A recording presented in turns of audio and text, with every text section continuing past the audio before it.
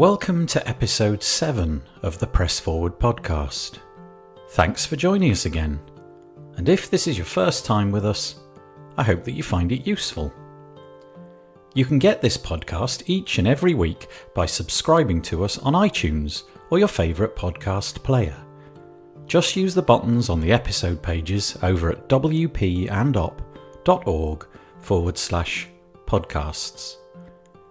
Today, we're going to be hearing from Carrie Dils.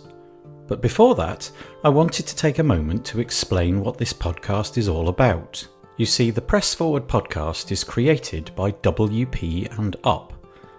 They're a charity working in the WordPress space to support the WordPress community.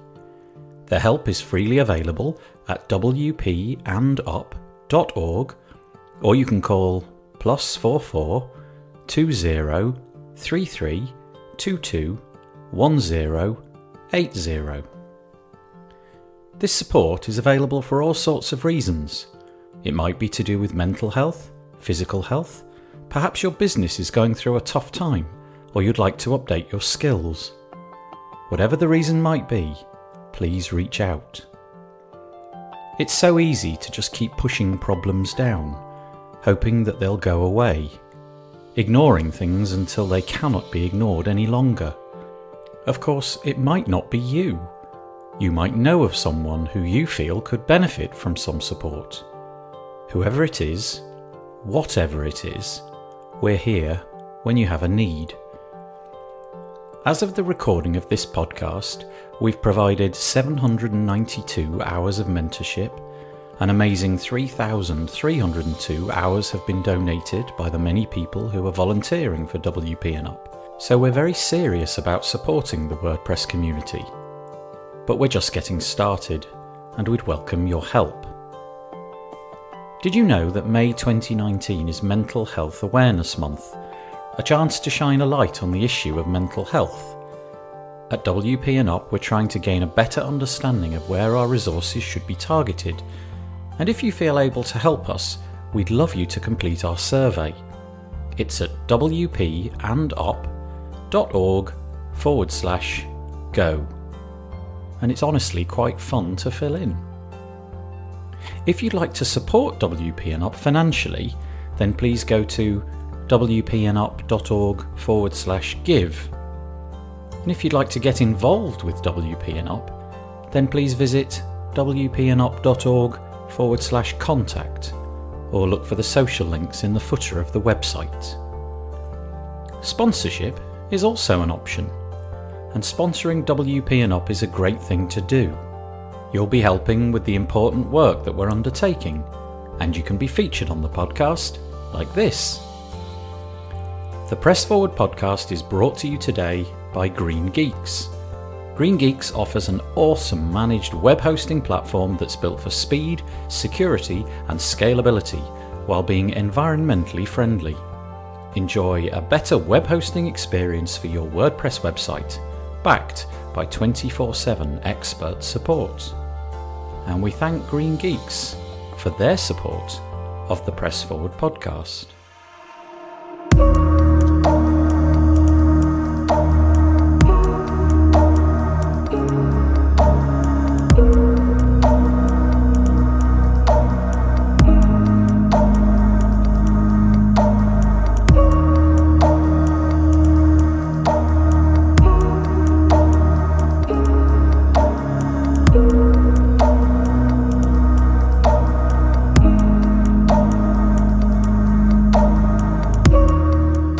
Carrie Dils has been a mainstay of WordPress for many years. Ever since I started using WordPress, she was there, creating content and working on exciting projects that always piqued my interest. She's been prodigious in the amount of work that she produces, be that as a developer, a podcaster, a blogger, or a course creator. Everywhere I looked, there was Carrie, producing something that I was keen to consume. Carrie likes to round off her year with a year in review blog post, a chance to sum up what happened in her business during the course of the year. They're always interesting reading, and they always gave you an insider's look at her business. This year, though, Carrie decided to write a completely different post because she'd had a completely different year. The normal explanation of her business dealings was replaced by something much more personal. A year in and about her, Carrie Dils, the person, and some of the events that had shaped her year. It's a piece of writing which is very open, laying out the highs and the lows. It captures a moment in her life and does not sugarcoat anything. Often, these kind of posts read backwards from the destination. They write about the journey getting from the start to the finish. And whilst Carrie's story deals with a journey in the most literal sense of the word, it's not about finishing. More, it's about being thoughtful, about what you've been doing and realising that there's still more to do to get to the finish line. We discuss a few areas that are very personal, and so this is a trigger warning that we will be talking about relationship difficulties. If you want to avoid this, you can skip this section, which is roughly 30 minutes in length. I started by asking Carrie why she chose to write such an open and honest post about the year just gone, when she could have just kept her personal life, well, personal. I think a lot of it was just where my head was at the time. 2018 was a difficult year personally, and frankly, as well as you probably know from talking to folks on this podcast and elsewhere, that sometimes when life gets a little bit overwhelming, it's hard to even really have space in your head for business conversations. So that's just where I was at the point in the year when I would usually be reflecting on how things went in the business. Like I don't even have space to get there right now. It's just I need to kind of release just all of these other things that have been going on. Many of us would long to break out of the routines that we're in, go off and do something completely different for a few weeks, perhaps spend some time with your family. This is exactly what Carrie did. But she didn't decide to go and sit on the sand and stare at the sea or relax in some other way. She decided instead to go for a walk with her father. A really long walk. Most of the way across Spain. Sure. So my dad and I did a walk called the Camino de Santiago. There are multiple routes, but they all culminate in Santiago, Spain, in a cathedral where supposedly the bones of St. James are buried. And so it's a sort of a pilgrimage, and people do it for a lot of reasons. I didn't set out necessarily to do it as a pilgrimage, more of my dad suggested it, and it sounded like a really neat thing to be able to spend time with him and also take on like a physical challenge. So we took 5 weeks and traversed Spain.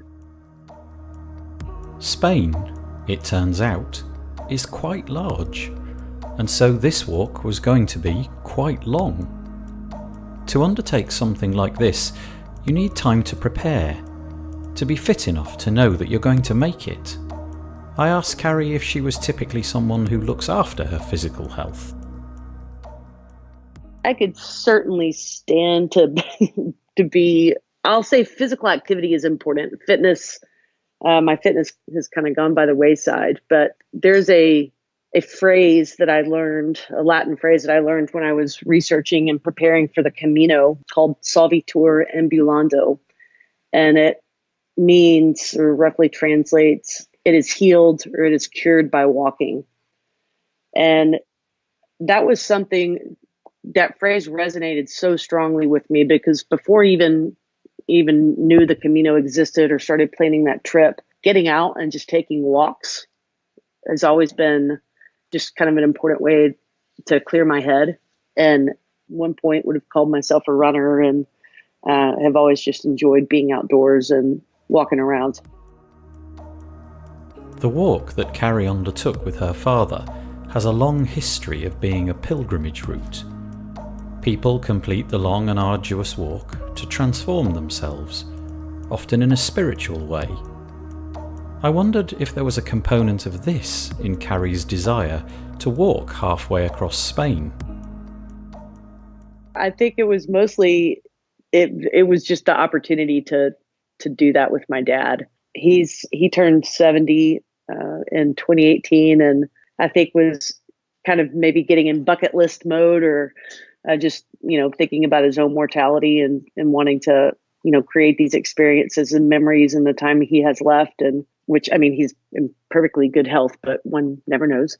And I've always had a very close relationship with my dad, so it sounded like a really just amazing experience and memory to create with him. So it was more about that than seeing Spain, but it certainly did not hurt that it was going to be walking across incredible countryside. If you're going to walk 500 miles, then I guess you'll need to prepare. I suppose that you could just book a plane ticket and then start walking, but it's such a long way. I wanted to know if there was anything special that Carrie and her father had done to make sure that the whole journey went as smoothly as possible. Oh, yes, we planned extensively. And, despite all the planning, there still ended up being surprises or just unexpected things along the way. But we read, lots of forums and tourist sites, or, things that had information, blog posts from people who had walked the Camino. And so kind of trying to prepare us for the journey itself, but also based on the time of year we were going, what we could expect weather-wise, and how do you do all of this and also end up with a pack that weighs less than 15 pounds or whatever. I think my total weight was 13 pounds. And so, a tremendous amount of preparation went in. But even that said, if I were to do it again, I would know better. So after all the preparations, you've now got to actually walk the 500 miles. Let's just say that again to let it sink in. 500 miles. It's a long way, even if the terrain is flat. I had envisioned that it was, that I knew that the first couple of days going through the Pyrenees would be a lot of climbing and, vertical ascent and descent, but I was thinking it would be fairly flat from there on out. And I guess in all of my planning and preparation, I just never looked at an elevation map, because that was not the case. It was, of course, some segments were easier than others, but I mean, you got some straight shots or flat shots, I should say, but there were also plenty of climbing. And when I say climbing, I don't mean like you're using your hands climbing a cliff face or anything. I just mean you're headed uphill. And surprisingly, the downhills can be just as difficult as the uphills. It's a muscle. I discovered a lot of muscles I didn't know I had because they were sore. I've heard that people who climb mountains talk about breaking the ascent up into small sections to make it seem more achievable. I'll walk to there, then reset. Now I'll walk to there. I thought that perhaps Carrie and her father might have needed to have done something like this too.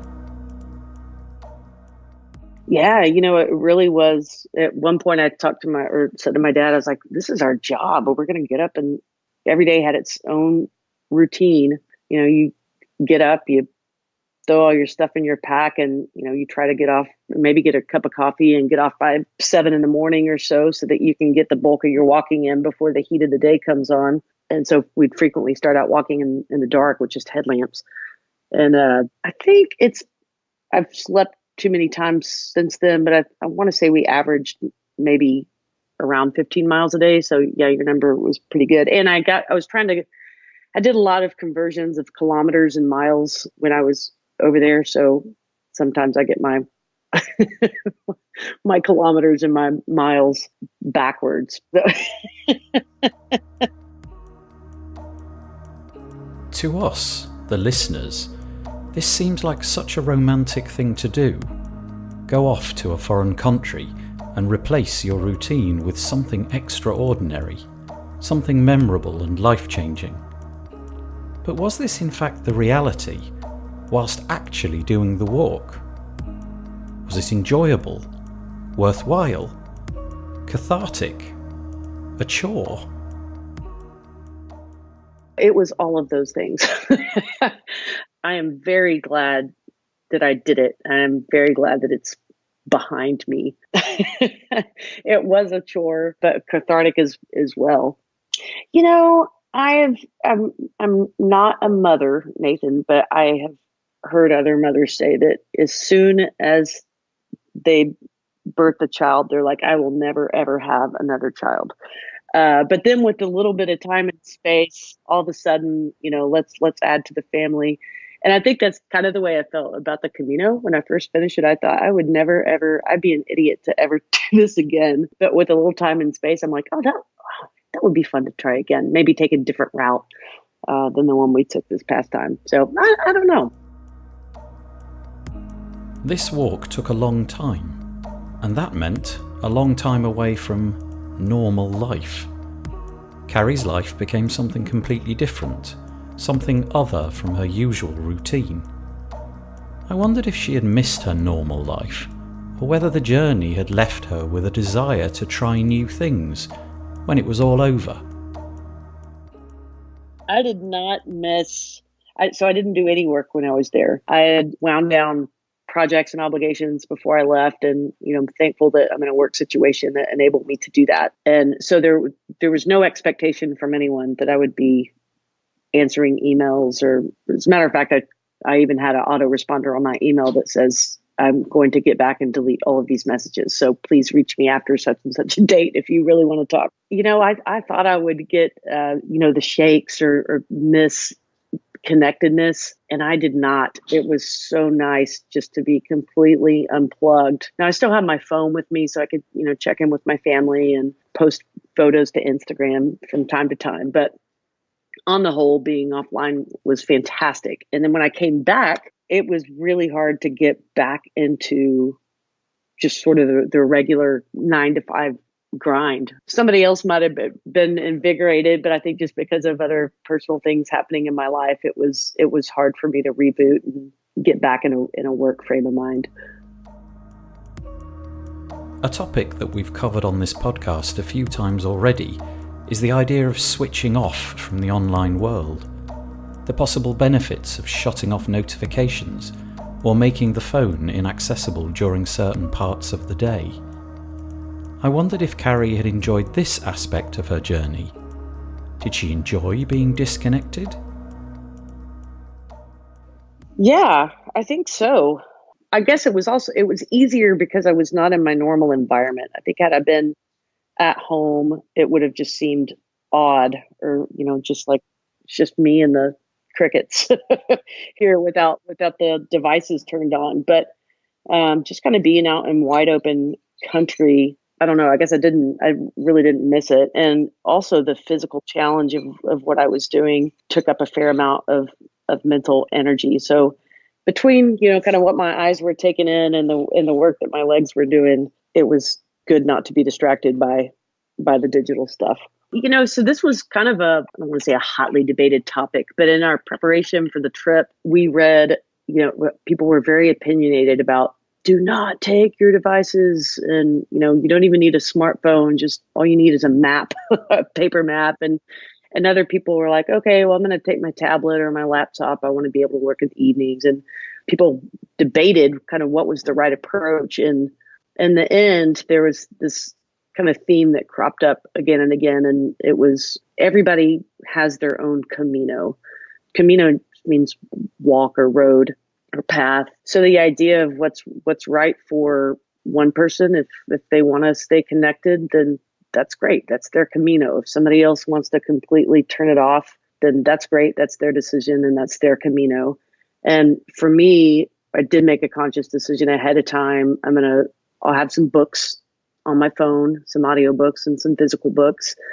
I will post on Instagram, and I'll be able to FaceTime with my family. And that was really, I think I cheated, maybe checked Twitter once or twice, but on the whole, I disengaged from social networks, and it was, that was my Camino.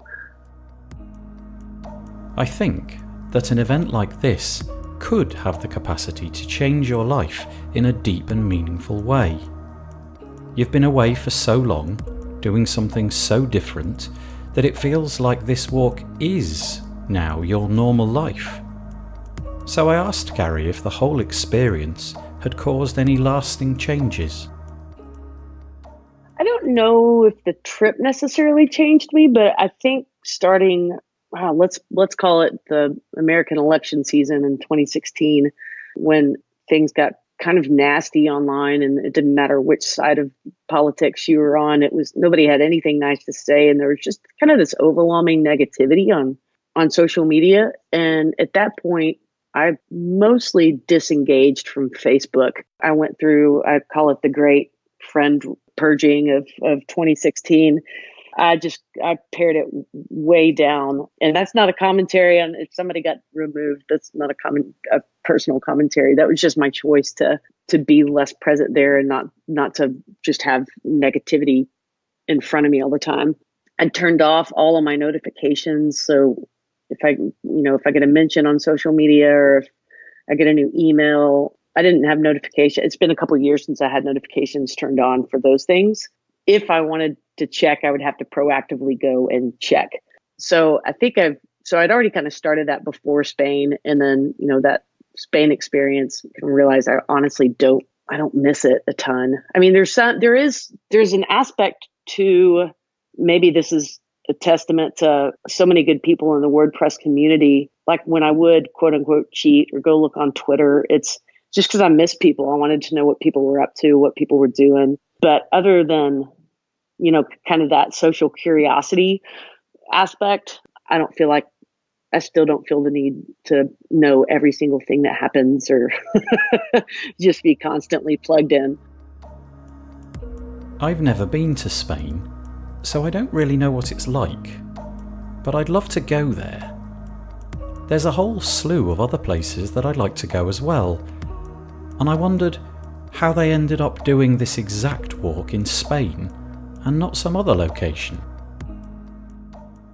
It was my dad's idea to do this specific walk, as opposed to, there's the Appalachian Trail and the East Coast of the U.S. and the Pacific Coast Trail on the West Coast. And there are places you can do long form hikes all over the world. But he had watched a movie called The Way with Martin Sheen, and I think kind of been inspired by it. And so then I went and watched the movie. And so I think it was not just that we would be able to do this walk, but that we would be able to do it in a quote unquote exotic place or, in a landscape that was completely unfamiliar. So that was kind of the reasons behind choosing that specific walk. But that said, Spain is just, it's beautiful countryside. It's in every day, the landscape changed just a little bit. Like there were days when we were just primarily walking through vineyards. So they're wine country.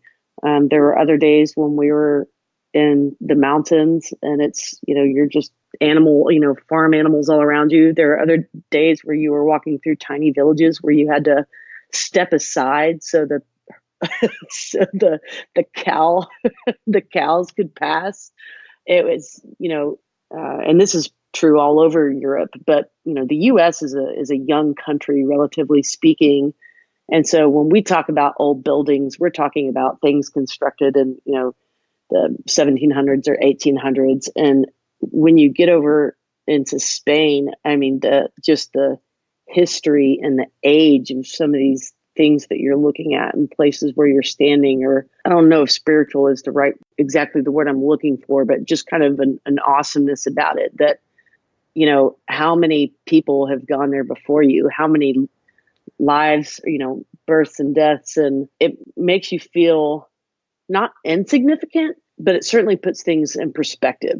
There's I don't know why this is kind of randomly coming to my mind. There's a movie called Under a Tuscan Sun, and it's a woman that's in her midlife, and I can't remember what the crisis in her life was, if it was a divorce or a death or something. But anyway, she finds herself going to Italy and, in this beautiful countryside and being exposed to a culture that's more intimate and familial, and the importance of food and sitting down together and having meals. And anyways, that's a Hollywood thing, but it sounds like also a reflection of what real life experience is. I decided to move the conversation on, away from Spain and on to the other aspects of Carrie's year. As with all people, life is not always going to be how you would like it. And although Carrie's status in the WordPress community means that many of us know of her, most of us don't know what's really going on in her life. In her blog post, Carrie talks very openly about some difficult times that she faced. Yeah, and if anybody reads the article or has previously read it, then this is a spoiler alert. I had a couple of kind of seminal moments or circumstances in 2018. One was the loss of my marriage. After 14 years of marriage, my husband and I decided to part ways, and that was the culmination of many years of things not being ideal. And I don't know if you could even say ideal in anybody's relationship, but a best friend, was my best friend.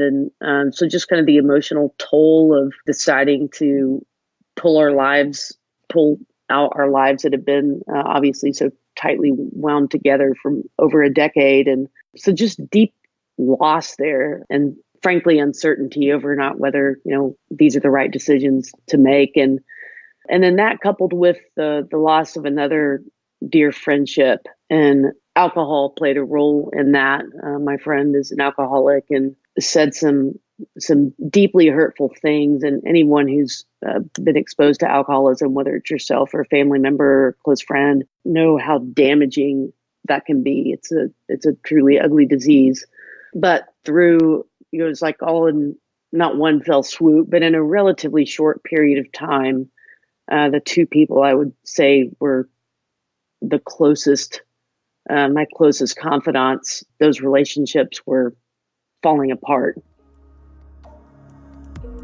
I continued by asking Carrie if she had found something that had worked for her, helped her to get through this difficult time.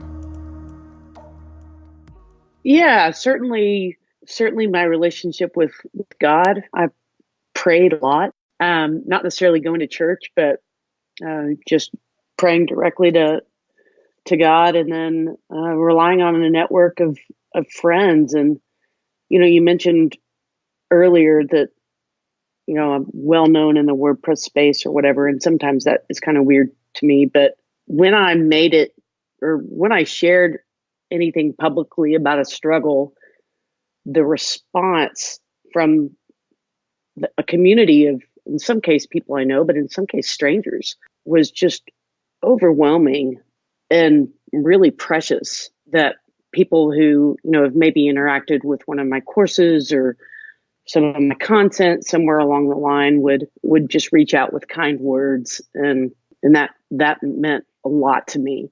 So I think knowing that they're, my physically close friends in Texas where I lived, and then also an online community pulled me through. If you were to go back just a few years, there was no such thing as an online community. Your friends were likely people that you had met at some point. Carrie speaks of friends in a different way. Some of them are people who she's met, whilst others are friends who took her courses or are involved in WordPress in some way. Do these online friends occupy the same meaning in her life? Do they have equal status? Yeah, and that was so unexpected. But, when I started engaging people in the WordPress community, at first online, and then, I was probably almost a year into it before I found out there was something called a WordCamp, and you could go interact with these folks in person. And yeah, some of those people have become my closest friends. And there's a real life component because over the years, we've been able to see each other in person at events. And I think my real world friends that that I know from like my hometown and stuff, I think they think it's really bizarre that I have these friendships with people online. But yeah, can't underestimate the value of those friendships, even if they were formed over Twitter. So it was an extraordinary year. But that year is now gone. I wondered if Carrie had actively thought about putting that year behind her and making a conscious effort to start afresh. I start by saying that 2019 has been an incredible year so far in a very positive way. I don't know if it was instinct or what, but I very much wanted a physical separation from my city and from just a place with a lot of memories with my ex-husband. And so in January, I loaded up my car and left town. And I've been on the road ever since. And I'm currently situated out in California. By the time this is published, I'll probably be in a different state. But just exploring, seeing beautiful places, camping, visiting friends I've made in the WordPress community along the way. I'm kind of taking the opportunity of this life upheaval and having an adventure in it. And it's been really refreshing, physically, refreshing mentally, sort of, I don't know, it's like the Camino stateside. That's a lot of change. And from the sounds of it, good change. Carrie is doing the Camino after the Camino. Only this time hanging out along the way with people from WordPress. I was curious about how many of the people that she's currently visiting come from the WordPress community. Pretty much 100%. I'll say 95%. And that's another thing that's so wonderful. WordPressers are all over the world. And having been in a part of the community for, I don't know, 5 or 6 years now, it's like, man, you can just put your finger on the map just about anywhere and you'll find somebody from WordPress not too far away. So that's been really cool to kind of plan my travels around getting to see folks. So the WordPress community has been a real benefit and support to Carrie, and maybe it has to you too. But some of us are yet to find it and take our first steps in it. I asked Carrie what she thought were the best ways one might get involved and make that all-important start. Yeah, probably the easiest way is, there are a lot of different ways we work with WordPress, is to find some sort of online community that works with the same themes or same plugins or does agency work like you do, or whatever it is, find some people that you have something in common with in the WordPress realm, and then insert yourself into those online communities and just, start being helpful and being friendly and meeting people. And then ideally, if there's a local WordPress meetup, go and meet people in person. And I know not everybody, for the more introverted, that might be kind of uncomfortable for the in-person. So, start online. But yeah, you've got to put yourself out there a little bit. It doesn't mean you have to go vomit every bit of personal information like I just did on this podcast. But, start small, work your way up.